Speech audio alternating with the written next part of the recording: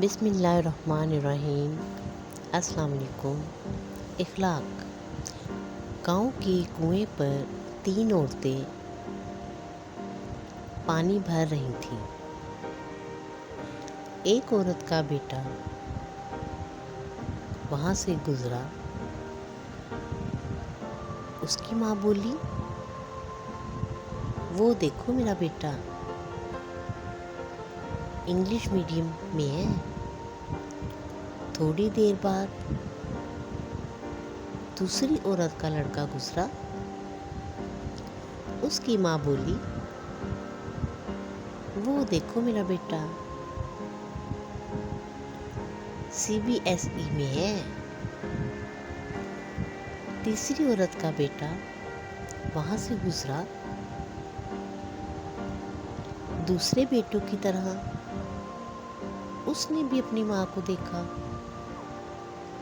और माँ के पास आया। पानी से भरा घड़ा उठाकर उसने अपने कंधे पर रखा। दूसरे हाथ से भरी हुई बाल्टी उठाई और माँ से बोला, चल माँ घर चल। उसकी माँ बोली, ये मेरा बेटा मदरसे में पढ़ता है। उसकी माँ के चेहरे की खुशी देखकर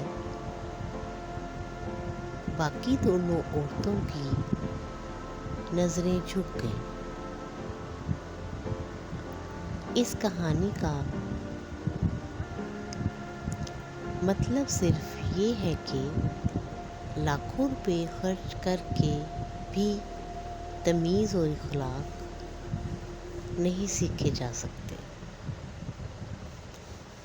Thank you so much for watching and please subscribe my channel.